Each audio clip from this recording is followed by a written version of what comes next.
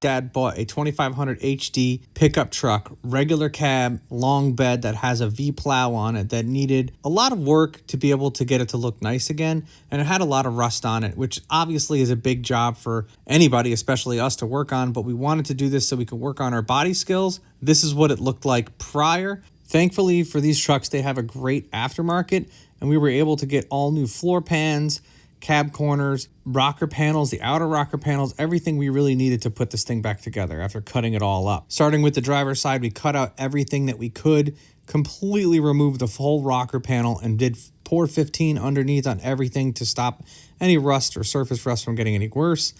We got all the panels lined up and then welded everything on, and then used seam sealer and primed and painted the inner rocker panel before we finished everything else off. And I think it looked awesome. Next up, we just had to put the actual rocker panel on the outside, line everything up, weld it, and paint it. And really the driver's side is done for the most part. We actually got to do a little body work on the door there, but we're almost done with it. And we're going to wait to do the cab corner until we do the bed and pull the bed up. The passenger side, though, is also pretty rough, not as bad as it was, but I do think we'll be able to make it work. We won't have to cut out the entire rocker panel, but we're going to have to cut out a decent amount of it to really get it to look right. But it already looks better than it did before, absolutely. Just like any job, it's always worse than you think it is. As we started to cut out the rust on the passenger side, we just noticed it was much worse than we originally thought, and we're going to have to cut out a lot more. Look at that. I mean, that's all got to come out. We ended up just cutting out the whole rocker and redoing that whole thing. Just not the entire thing like we did on the other side, but enough of it. And then we got it really in a position to start welding.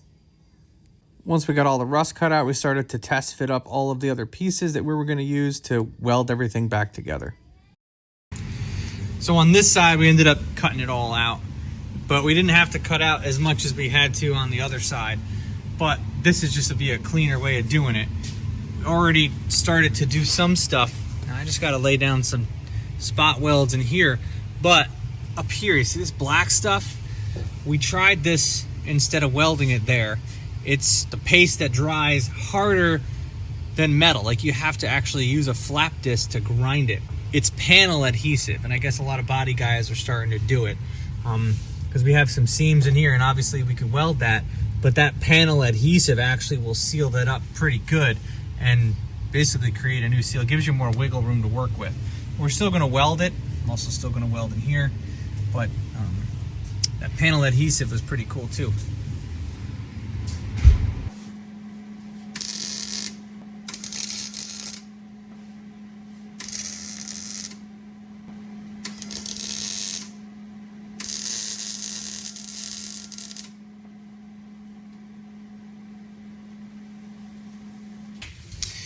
So, got the welds in there, and we got the spot welds.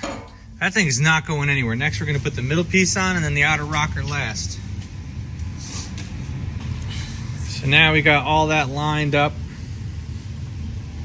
and I'm just going to tack it. I might have to move this up a bit or smooth this out with bodywork, but I'm going to tack it, and then we'll see if the door shuts, because you don't want it to not shut. So, I mean, that's as good as I got there. We're going to use some of that panel adhesive. Kind of will double as body filler, but that's in. And then, let's see. Well, we made sure it shut before, but boom. That's shut. It's a plow. Do you want to help us fix up other shit boxes like this? Check out lowboostfilms.com. I have a bunch of different merch on the website, from t-shirts, hats, cups, mugs, hoodies, you name it. And I have a bunch of other tools and parts, some of it's from China, that I know work well, on sale for a good price. So check it out. This is what the panel stuff looks like. Obviously we got a little bit of holes there, we'll have to fill that in, but that fills in a lot, and then you can actually sand that down and paint and prime it. I mean, we'll use some Bondo body filler too, but that actually might even be easier than welding it. And we still got the welds in nice and solid though, that's for sure. We tried something different on this side as opposed to the other seam sealer that we used. We got Flex Seal Max, which seems to work just as good as the seam sealer that we had prior. So we smoothed it all out, threw some paint on it, and we're going to start putting the interior back together. But that looks pretty good. There's no holes, no seams or anything like that. So it'll all come together. We got all the rubber weather stripping, new stuff that's going to go on. So this is really going to look a whole lot different when we're done with it. While all that stuff dries and we got to lay down the Bondo and sand it, we're getting started on the seats and all of the interior trim pieces. Now, all this stuff is scuffed up or faded over the years. They actually sell an acrylic paint that you actually can paint onto this stuff to really brighten it all up. So we got it all off, and we're going to scuff it up a little bit and then repaint all of the interior trim pieces, as well as the vinyl floor or it's not really carpet, but the vinyl flooring that's in there. As you can see here, that's what it looked like when it was out, and then we cleaned it up, and that's what it looks like after we repainted it. This is the passenger seat. We're gonna have to get a new one of these. I thought I could save it. But inside here, these clips, they just ripped right out of that. And they say you can glue it, but this is really shot anyway. I'm gonna see if I get another one. Taking the back off, I had to be really careful because of these clips. They stuck in there. I had to hold them in with needle nose so I didn't pull them out of the styrofoam. That's where we're at, and here's a new one. I could use this one and then order one for the driver's side when we get to it.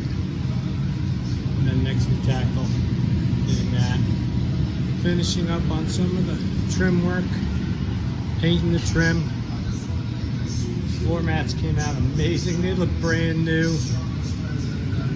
Here's the new seat covers. We're gonna go on. Headrest. It's gonna be a new interior. So that's what it looks like reupholstered with new seat covers and the seat cushions underneath. Night and day difference. You can see what the driver's seat looks like. It's all chewed up. We still got to do that one, but we did the center console as well, and we're still painting all the trim pieces too. So this thing's really going to come together. Take a look at what the floor now looks like in this truck. That is a complete night and day difference. The dye that we used on the floor mats really changed up everything now that we have the seat covers on and the seats in. I mean, this thing looks like a completely different truck. You can even look now, we have the over fenders on, and my dad got a rocker panel, step panel. That way we can get in and out of the truck easier without ripping the new seats that we have in. There is still more that I would like to do to the truck, finish the cab corners, as well as the rear tailgate, replacing that. But we have a lot of snow coming and we're going to need the truck. So we're going to call it as it is for now. And I would like to get a new set of wheels for this thing or find some newer version wheels. But I mean, look at the difference night and day from when we got it to what it looks like now. I mean, that's a completely different truck. And thankfully we got it all wrapped up when we did, because the snow came shortly after we were done with this thing and we actually got to test it out. It really worked out good because he got the entire plow truck with the plow and the salter for what it would cost to just buy that plow brand new and put it on his existing truck. And now we have a fully functional plow truck that we can use in the winter, and I'm probably going to steal it and use it to tow the Corvette or the Mustang to track days and drift events in the summertime. I'm interested to hear what you guys think. If you think I did a good job on this partial restoration, if you think there was different things that we could have done to improve it, let me know in the comments. I do have another video that I've done on this truck already from the beginning, so if you're interested in seeing that, make sure to check out my page. And if you can't wait until next week's video, make sure to check out these videos that I already have ready to go.